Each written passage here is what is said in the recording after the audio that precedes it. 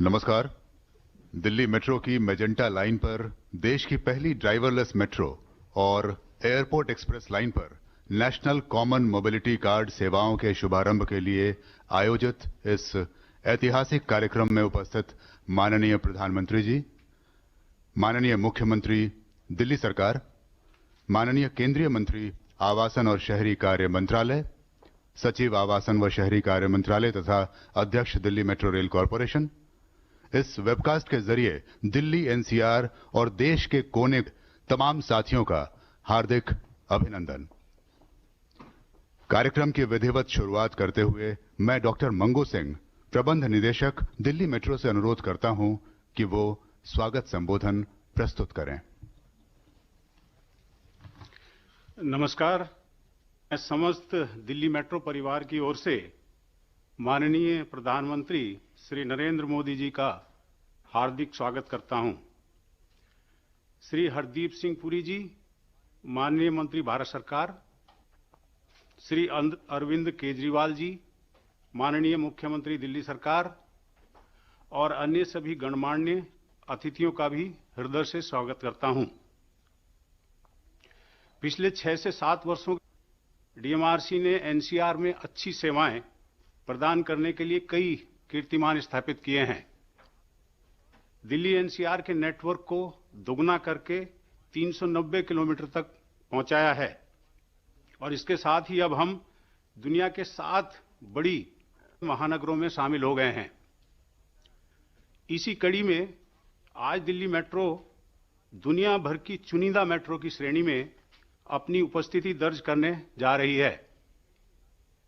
देश में पहली बार ड्राइवरलेस मेट्रो ट्रेन का परिचालन का मेजेंटा लाइन और नेशनल कॉमन मोबिलिटी कार्ड के जरिए एयरपोर्ट एक्सप्रेस लाइन पर ट्रांजैक्शन सेवाओं की शुरुआत न सिर्फ दिल्ली मेट्रो के लिए बल्कि पूरे भारत की मेट्रो सेवाओं के लिए गौरवपूर्ण उपलब्धि है। हमारा सदैव प्रयास रहा है मेट्रो यात्रियों को विश्व स्तरीय यात्रा का अनुभव प्रदान किया जाए। ड्राइवरलेस मेट्रो के आने से हमारे ट्रेन के परिचालन में ह्यूमन एरर समाप्त हो जाएगी। कोविड महामारी की बाधाओं के बावजूद पिछले 8 महीनों में हमने कैशलेस और आत्मनिर्भरता की दिशा में अथक प्रयास किए ताकि माननीय प्रधानमंत्री जी के विजन वन नेशन मूर्त रूप दिया जा सके। दिल्ली मेट्रो ने आत्मनिर्भर भारत की पहल के तहत हाल ही में IATS यानी indigenously developed automatic train supervision system launch किया है, जो सिग्नलिंग टेक्नोलॉजी के क्षेत्र में स्वावलंबी होने के लिए एक बहुत बड़ा कदम है। लॉकडाउन से पहले दिल्ली में 65 लाख से ज्यादा यात्री रोज दिल्ली मेट्रो की सेवाओं का लाभ उठाते थे। बीमारी के प्रसार को रोकने के सभी मापदंडों का पालन करते हुए लॉकडाउन के बाद भी हम आर्थिक गतिविधियों के उत्थान में महत्वपूर्ण योग। माननीय प्रधानमंत्री जी द्वारा आज दिल्ली मेट्रो की मेजेंटा लाइन पर ड्राइवरलेस ट्रेन और एनसीएमसी कार्ड का उद्घाटन और उनके आशीर्वाद वचन हमें एवं समूचे देश के मेट्रो परिवार को और उत्साह के साथ कार्य करने के लिए प्रेरणा देते रहेंगे। एक बार फिर से आप सबका बहुत बहुत स्वागत। धन्यवाद। क्रिया प्रबंध निदेशक महोदय, अब प्रस्तुत है भारत में मेट्रो सेवाओं के अब तक के सफर को रेखांकित करती एक लघु वीडियो फिल्म।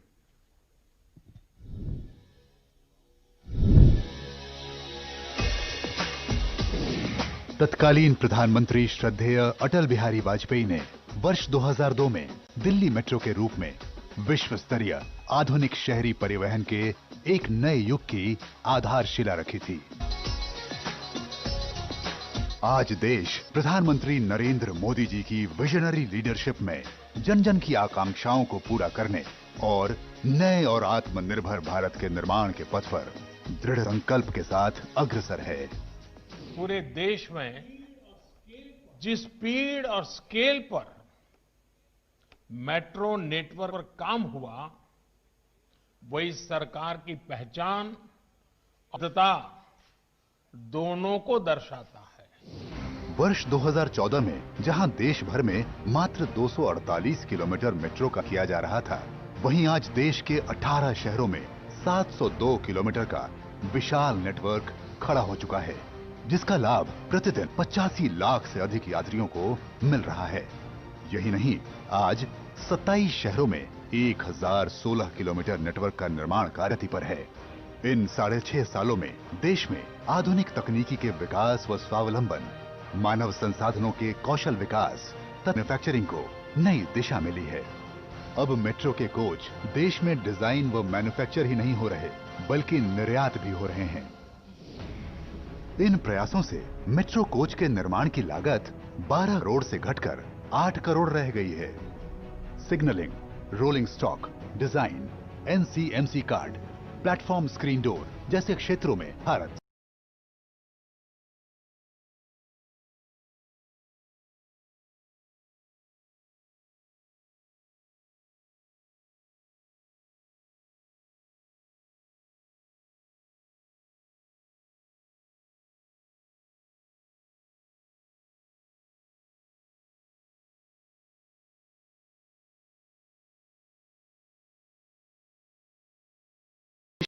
देश में डिजाइन व मैन्युफैक्चर ही नहीं हो रहे, बल्कि निर्यात भी हो रहे हैं।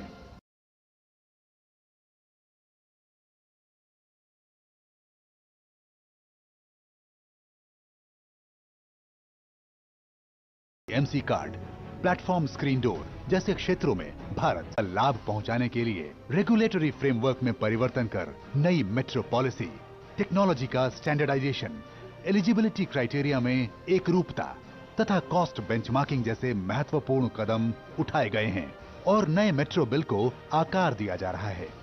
घनी आबादी वाले बहुनगरीय क्षेत्रों को जोड़ने हेतु रीजनल रैपिड ट्रांजिट सिस्टम, कम आबादी वाले नगरों हेतु कम कीमत के मेट्रो लाइट, मेट्रो नियो तथा वाटर मेट्रो जैसे नए विकल्प सेक्टर को नए आयाम दे रहे हैं। राष्ट्र की स्वाधीनता के 1 करोड़ से अधिक यात्री प्रतिदिन 1000 किलोमीटर से अधिक मेट्रो नेटवर्क का लाभ उठा रहे होंगे। समग्र, सतत तथा संतुलित विकास को बढ़ावा देते हुए मेट्रो सेक्टर नए अवसरों व नई संभावनाओं के द्वार खोलकर नए भारत के निर्माण में आ रहा है।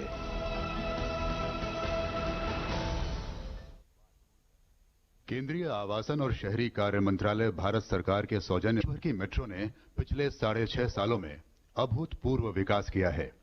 दिल्ली मेट्रो में ड्राइवरलेस मेट्रो की शुरुआत इसी कड़ी में महत्वपूर्ण कदम है। आइए ड्राइवरलेस मेट्रो की विशेषताओं पर एक शॉर्ट फिल्म देखते हैं। आज दिल्ली मेट्रो दुनिया के उस 7% प्रतिष्ठित मेट्रो नेटवर्क की श्रेणी में शामिल होने जा रही है, जहां बगैर ड्राइवर के ट्रेनें संचालित हो रही हैं। अब ट्रेन ड्राइवर को जल्द सुबह, देर रात और ऑफ पीक आवर्स में ट्रेनों को डिपो से रोजाना निकालने, ले जाने एवं टेस्टिंग करने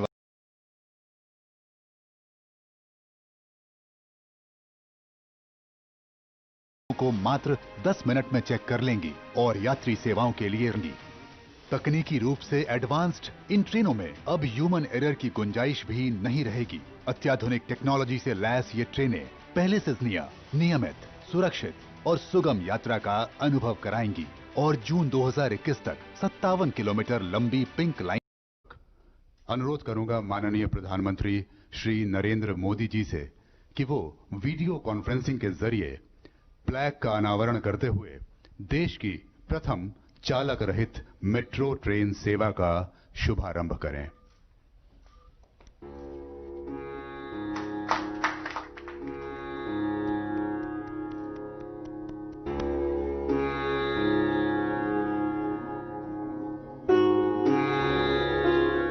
हरी झंडी दिखाकर दिल्ली मेट्रो की मेजेंटा लाइन के जसोला विहार शाहीन बाग मेट्रो स्टेशन पर खड़ी प्रथम चालक रहित ट्रेन को रवाना करें।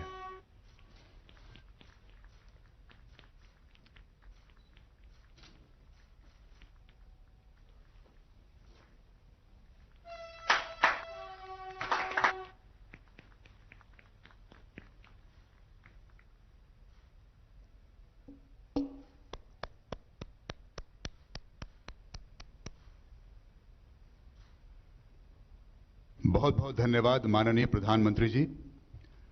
आइए अब हम नेशनल कॉमन मोबिलिटी कार्ड के बारे में एक लघु फिल्म का अवलोकन करते हैं, जिसका माननीय प्रधानमंत्री जी ने अपने one nation one card vision के तहत पिछले साल अहमदाबाद में अनावरण किया था और जिसके जरिए अब दिल्ली मेट्रो में भी एयरपोर्ट एक्सप्रेस लाइन पर यात्रा करना आज से आरंभ हो जाएगा।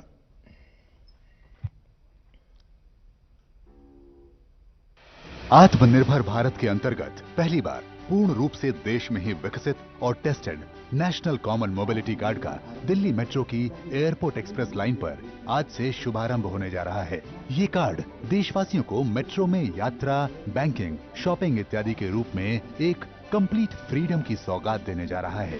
माननीय प्रधानमंत्री श्री नरेंद्र मोदी के vision one nation one card को साकार करते हुए वर्तमान में 23 बैंकों द्वारा 1.1 करोड़ से भी अधिक लोगों को जारी ये कार्ड देश के किसी भी कोने से दिल्ली आने पर न केवल इस लाइन पर यात्रा के लिए इस्तेमाल किया जा सकेगा, अपितु 2022 तक दिल्ली मेट्रो के लगभग 400 किलोमीटर नेटवर्क की बाकी सभी लाइनों पर भी यात्रा के लिए प्रयोग में लाया जा सकेगा। आज देश की सर्वप्रथम एनसीएमसी आधारित मेट्रो सेवा का दिल्ली मेट्रो की एयरपोर्ट एक्सप्रेस लाइन पर माननीय प्रधानमंत्री के कर कमलों द्वारा होने जा रहा है शुभारंभ। माननीय प्रधानमंत्री के कर कमलों द्वारा होने जा रहा है शुभारंभ। एक बार फिर से मैं माननीय प्रधानमंत्री महोदय से निवेदन करूंगा कि वे रिमोट से एनसीएमसी फ्लैग का अनावरण कर देश में पहली बार किसी भी मेट्रो सिस्टम में लागू होने जा रहे इस एनसीएमसी आधारित वन नेशन वन कार्ड सेवा का शुभारंभ करें।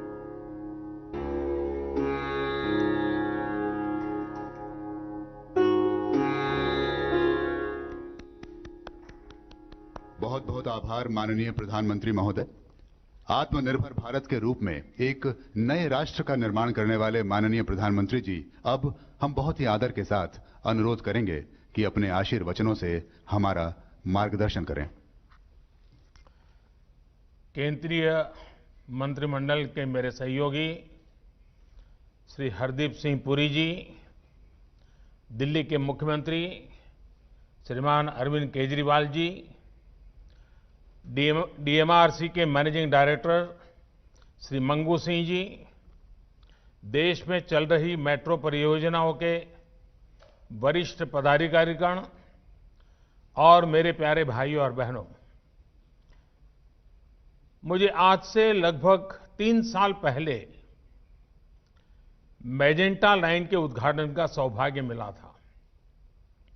आज फिर इसी रूट पर देश की पहली पूरी तरह से ऑटोमेटेड मेट्रो, जिसको हम बोलचाल की भाषा में ड्राइवरलेस मेट्रो भी कहते हैं, इसका उद्घाटन करने का अवसर मिला।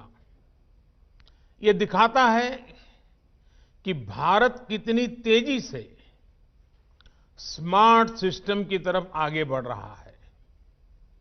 आज नेशनल कॉमन मोबिलिटी कार्ड, इससे भी दिल्ली मेट्रो जुड़ रही है। पिछले साल अहमदाबाद से इसकी शुरुआत हुई थी। आज इसका विस्तार दिल्ली मेट्रो की एयरपोर्ट एक्सप्रेस लाइन में हो रहा है। आज का यह आयोजन अर्बन डेवलपमेंट को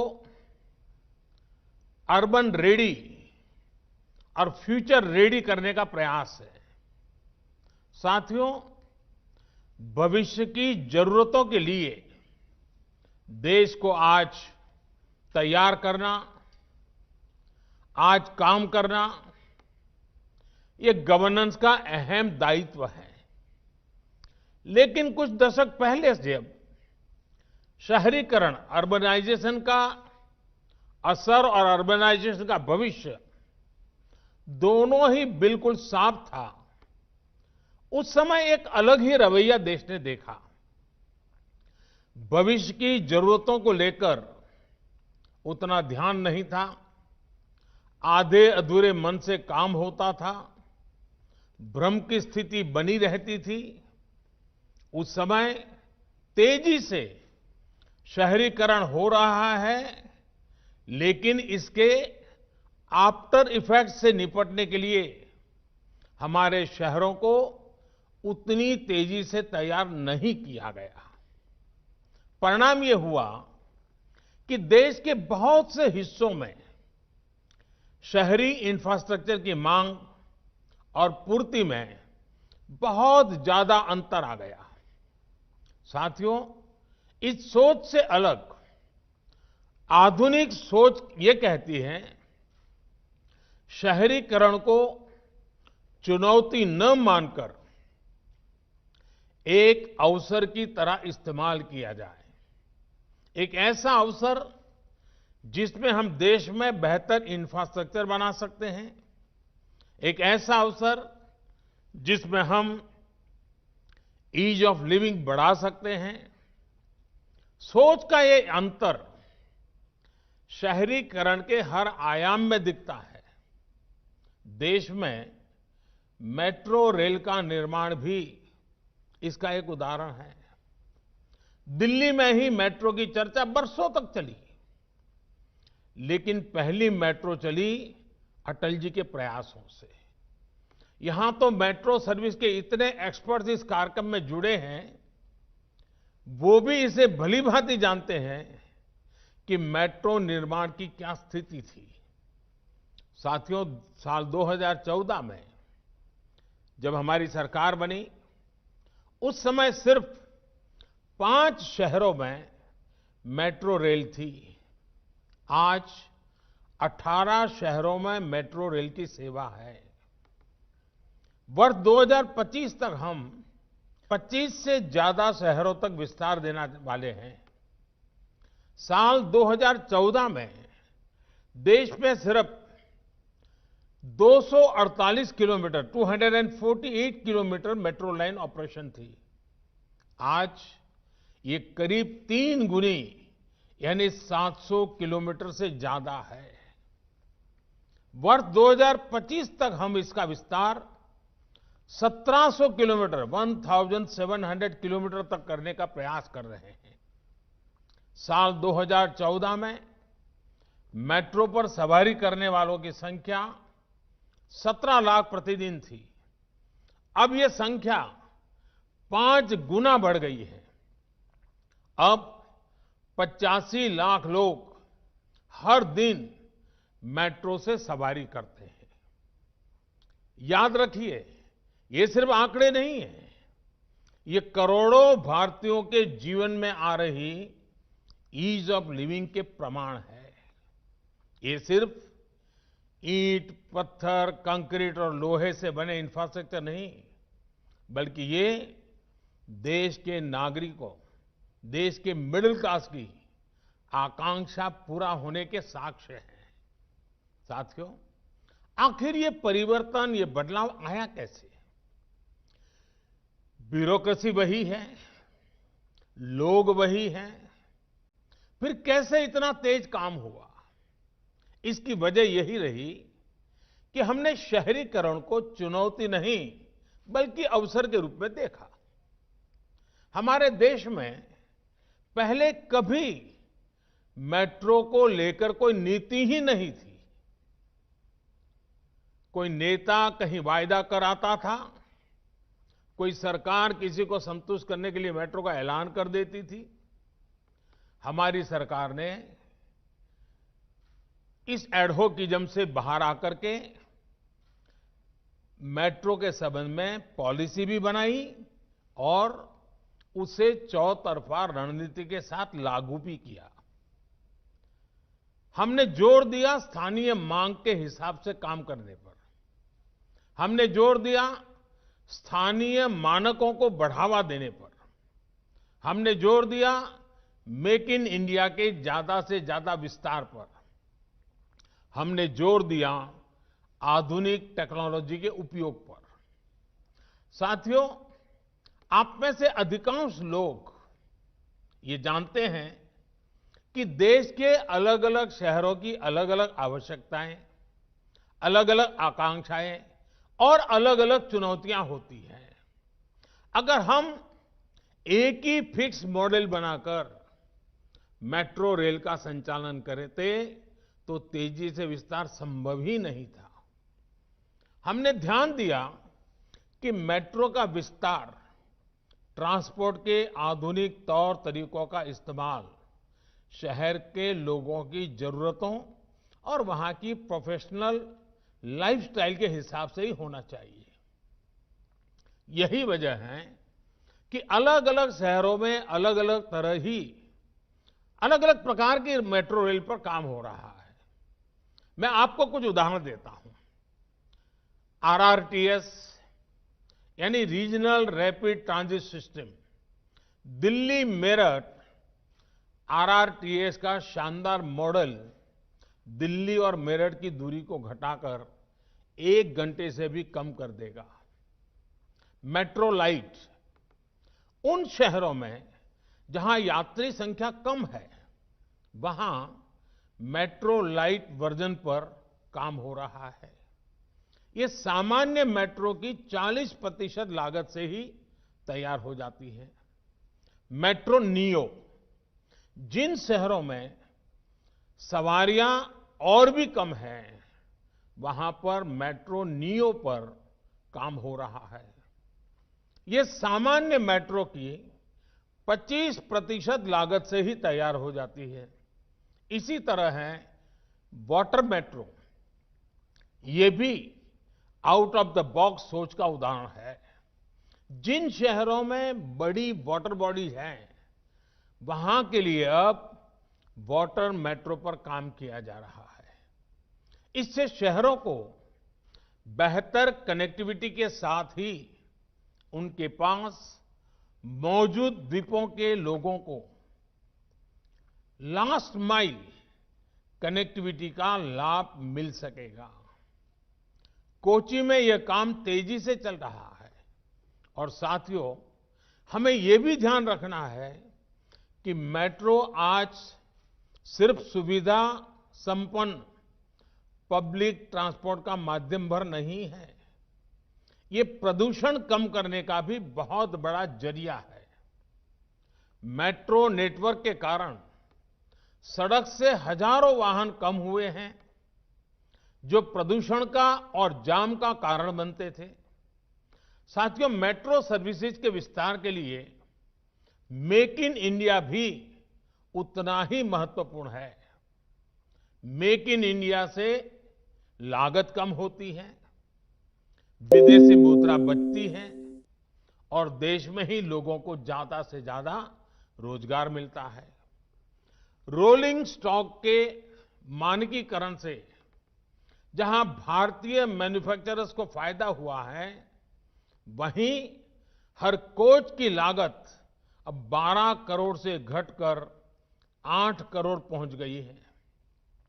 साथियों, आज 4 बड़ी कंपनियां देश में ही मेट्रो कोच का निर्माण कर रही हैं। दर्जनों कंपनियां मेट्रो कंपोनेंट्स के निर्माण में जुटी हैं। इससे मेक इन इंडिया के साथ ही आत्मनिर्भर भारत के अभियान को मदद मिल रही है। साथियों, आधुनिक से आधुनिक तकनीक का इस्तेमाल ये समय की मांग है। अभी मुझे बिना ड्राइवर के चलने वाली मेट्रो रेल का उद्घाटन करने का अवसर मिला है। आज इस उपलब्धि के साथ ही हमारा देश दुनिया के उन चुनिंदा देशों में शामिल हो गया है जहां इस तरह की सुविधा है। हम ऐसे ब्रेकिंग सिस्टम के भी प्रयोग कर रहे हैं जिनमें ब्रेक लगाने पर 50% ऊर्जा वापस ग्रिड में चली जाती है।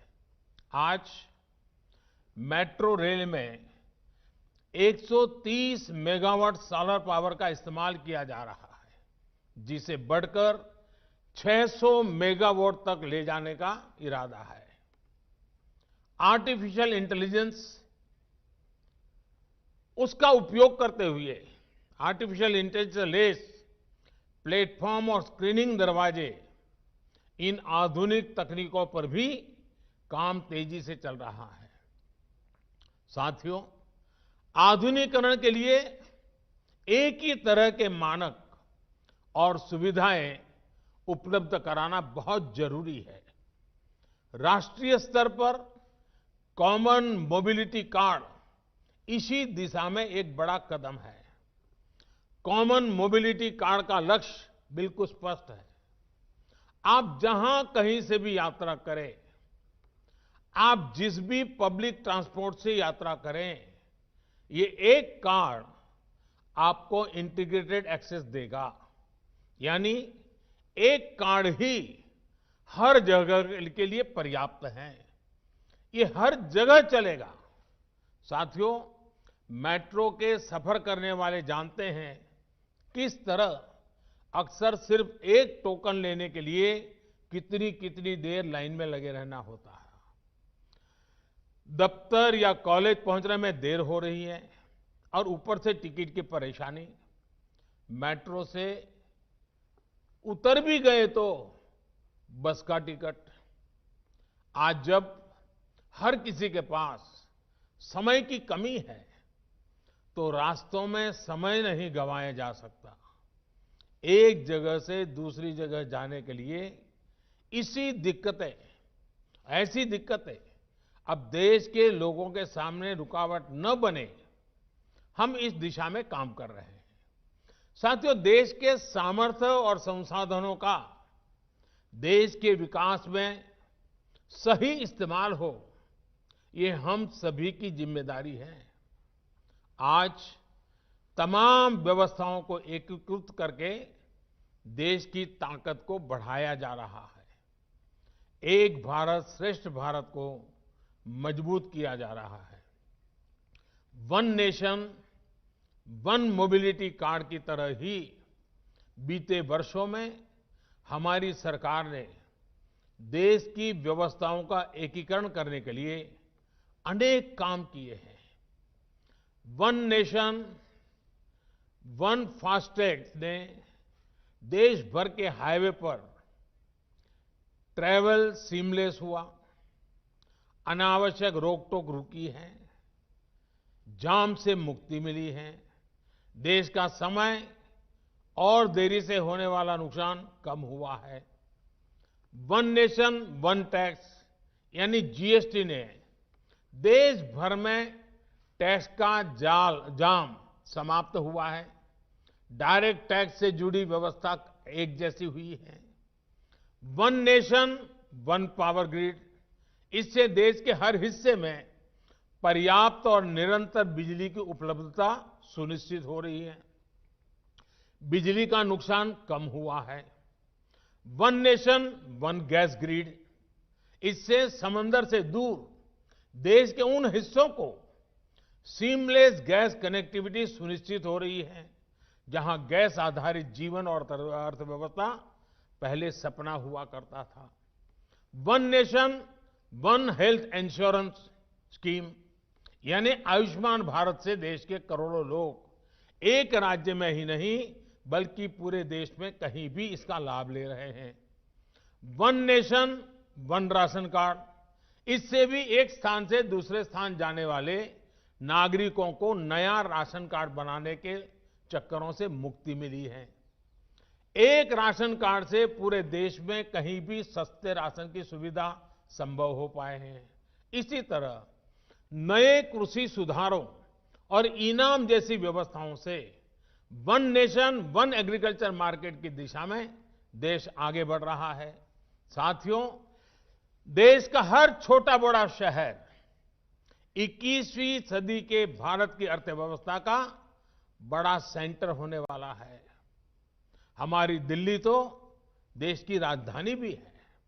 आज जब 21वीं सदी का भारत दुनिया में नई पहचान बना रहा है तो हमारी राजधानी में वो भव्यता रिफ्लेक्ट होनी चाहिए। इतना पुराना शहर होने की वजह से इसमें चुनौतियां जरूर है, लेकिन इन चुनौतियों के साथ ही हमें इसको आधुनिकता की नई पहचान भी देनी है। इसलिए आज दिल्ली को आधुनिक स्वरूप देने के लिए अनेकों प्रयास किए जा रहे हैं। दिल्ली में इलेक्ट्रिक मोबिलिटी को बढ़ाने के लिए सरकार ने इनकी खरीद पर टैक्स में भी छूट दी है। दिल्ली की सैकड़ों कॉलोनियों का नियमितीकरण हो या फिर झुग्गियों में रहने वाले परिवारों को बेहतर आवास देने का प्रयास, दिल्ली की पुरानी सरकारी इमारतों को आज की जरूरत के अनुसार एनवायरमेंटल फ्रेंडली बनाया जा रहा है। जो पुराना इंफ्रास्ट्रक्चर है उसको आधुनिक टेक्नोलॉजी आधारित इंफ्रास्ट्रक्चर से बदला जा रहा है।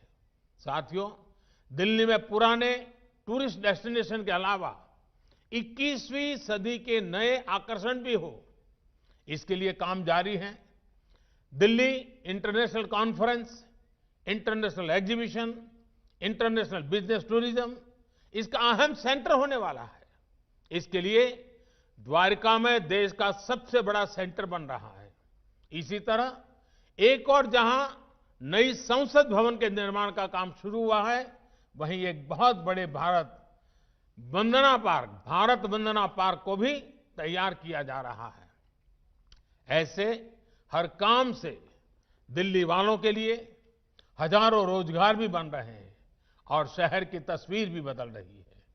दिल्ली 130 करोड़ से अधिक आबादी की दुनिया की बड़ी आर्थिक और सामरिक ताकत की राजधानी है। उसी भव्यता के दर्शन यहां होने चाहिए।